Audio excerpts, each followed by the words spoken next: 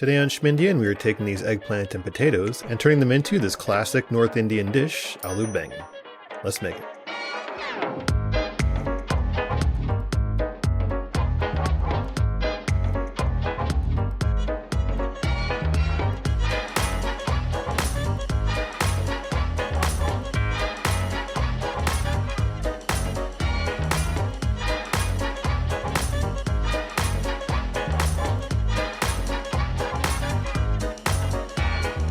Welcome to Schmindian, my name is Paul Singh, and this is Indian Food Demystified, aka Indian Food for Schmucks. Aloo Baingan, Baingan Aloo, call it what you want, but also you must call it delicious. Because it is. This is the dish that feels like a warm hug from a large, friendly, furry creature. Just want to get in there. The eggplant is cooked to perfection. The aloo, potato, is cooked to perfection. But the way the textures work is that the eggplant seems like it's hugging the potatoes, metaphorically. Actually, no, physically. Feels like that. And I think that's why it feels so comforting. It feels like a hug. And I actually looked up why that is, why it feels so comforting, like a hug. And it turns out that in Ayurvedic medicine, this dish is actually considered to have grounding properties. So it's supposed to be an earthy dish, which that's why it feels like it's a hug, like it feels comforting. And just like gobi aloo, Baingan aloo is a collaboration between the Middle East, Portugal, and India. Eggplants have been native to India forever, so we've always had them. Potatoes came from Portugal, which I believe they got from South America. The myriad of spices that we use, those come from the Mughal Empire, whatever you want to call them, empire. And I mean, every place in India has their own version of this. I looked up online and there was 10 versions of Baingan aloo right off the bat, which there's probably more. But this is my mom's traditional Punjabi Baingan aloo. Or Aloo Baingan. Still don't know which one is correct. I think it's Aloo Baingan. You know what? Let's just make some Aloo Baingan and we'll get out of here. And here's our wonderful ingredients. A quarter cup of ghee, 2 majestic cloves of garlic, 1 beautiful onion, a chili of your choice. This is a long chili that's been dried for a week, a family of 3 potatoes, 2 non-phallic eggplants, 1 lime, but we're only going to use half of it, 2 aesthetically pleasing tomatoes, a handful of fresh coriander, and a plethora of spices. This one's going to be easy. We're going to have a cutting station here, a wok here, and then eventually we're going to put it all in here. Let's get going. You can use any kind of wok you have, but I'm using a traditional Indian kadai like this, just to keep it old school. Cutting board, wooden spoon that looks like it's 50 years old. All right, so we're going to use our ghee, heat that up, and while that's heating up, we're going to slice up our aromatics and get that going. About a quarter cup of ghee, I would say. Ghee is so good. Oof. It makes every Indian dish better. I don't know, it just does. I'm going to use a mug to smush the garlic. Free that from its paper. Dice it up however you can do it. Well, that's going now for the onion. And we're looking for long strips, so cut it with the grain. In you go.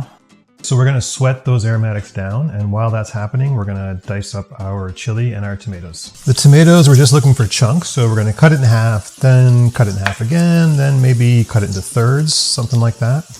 But the tomatoes mixed with the aromatics is gonna create our masala, that kind of contrasting flavors. This adds the brightness and a little bit of tartness, while this adds the umami, and those are gonna come together and create this flavor extravaganza.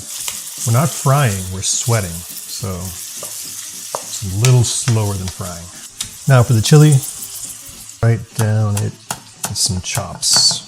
The onions are glassy and soft, so we are gonna add our spices. This is the fun part. 3 teaspoons of salt, 1 teaspoon black pepper, 1 teaspoon paprika, 1 teaspoon turmeric, and 2 big old teaspoons of garam masala. Normally we don't put it in this early, but for this recipe we do. And the tomatoes. And in goes the green chilies. Mix that all together. This is where the miracle of Indian food happens. It's the masala with the spices all mixing together, creating umami children. I'm gonna add a quarter cup of water to this. We're building layers of flavor from the ground up. So from the smallest to the biggest. I never thought about that till now. That's kind of true. While this is cooking down, we're gonna peel and cut our potatoes. We're gonna cut our potatoes into squares. We're looking for the tomatoes to be soft enough to mush with our spoon. Mush you, definitely mush you too. Everyone's getting mushed. including you. All right, we're gonna add our aloo to the party, aka potato to the party. It's a potato party. Just thought of that. Oh yeah. Oh yeah. Vegetables just soak up all of that umami and the spices and the flavor from the masala. It's just a great system. It's a great way to cook. While this is cooking, we're gonna start chopping up our eggplant or baingan. You know what? Before we start chopping, we have to cover this to let the steam cook the potatoes. So just cover that up and check in as a good parent should. Now onto the eggplant. These beautiful things. So remove the green stuff at the top. Okay, so we are going to cut this in half. Lay them down flat. We're going to make 3 cuts lengthwise and either 3 cuts or 4 cuts lengthwise, depending on how big they are.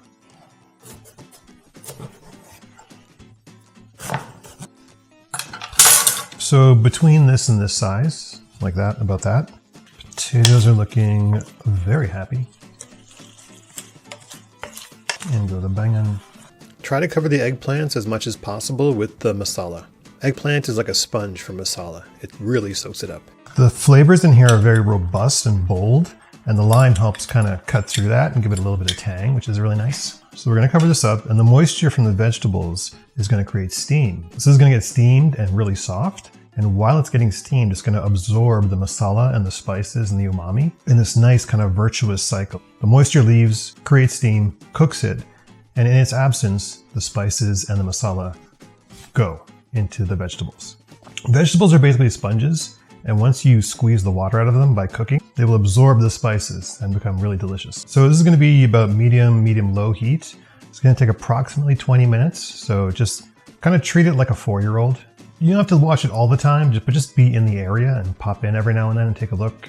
Mix it together a little bit, make sure it's not burning on the bottom. So the way you want to test this is everything has to be nice and soft, but not completely falling apart. So the eggplant should be really soft, and it should not taste like a vegetable. It should taste like spongy deliciousness. But the way to check it is to take the back of your knife and see if you can just push through a potato. That's about what you want. The potato keeps its shape, but you can actually cut it with the back of a knife. So that's the level of softness we're looking for. You may not get it on the first time, but just keep at it, cook it a few more times. You'll get it eventually, and once you get it, I mean, you get rewarded with just an entire new timeline in your life of deliciousness, because now you know how to make baingan aloo baingan, whatever. Think about your life and the trajectory. Being able to make aloo baingan makes that entire timeline better. Just that knowledge itself, that you can just pick up some ingredients and make this for yourself or for someone you're interested in, a loved one perhaps. That's impressive. You're a more impressive person knowing how to make baingan aloo. That's my self-help rant. Tony Robbins, call me. We're gonna chop up some fresh coriander and put that on top. And then we're gonna plate it up and see what my dad thinks. Dad! Yes. How's it going? Good, good, good. Good, good. You're wearing a sweater today. Yeah. Why is that? What did you make today? I made baingan aloo or aloo baingan. What do you call it? Aloo baingan or baingan aloo? Baingan aloo. Baingan aloo? Yeah. Okay. Do you like baingan aloo? Yes, I do like baingan aloo because they are very popular in India. They can be made different ways. You can make just aloo baingan like that, or you can make what they call partha, pakoras. You can make pakoras? Yeah. I've never had that. Yeah, sometimes they do. Why don't we make those?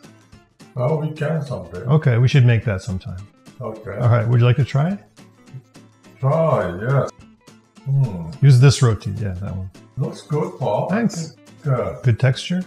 no, it's perfect actually. Not overcooked, not undercooked. You don't want to overcook them. They become too...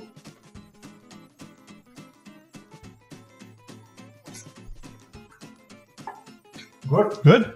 Yeah. The spices are good. The proportions are good. The mix of aloo and baingan proportions are good. You don't want too many aloos. You don't want too many baingans. I mean, this looks like perfect. Really? Would you add anything or take anything away, make any adjustments? No, I think everything's good. You sure? Yeah. You know, otherwise, some people like more spicy, you know, some part of India. Yeah. So they could add more chili or something if they like it. Do you- But they can always use achar with it. Would you rather have spicier? No, I wouldn't add anything. Okay. All right. This looks good to me. All right, then. Well, thank you very much. That's it. We're good. All right. Okay. This has been Schmindian, and we just demystified Aloo Baingan, Baingan Aloo. If you like this video and you'd like to see more, then click over there or over there. Like it, sub it, ring the bell. Have a good day.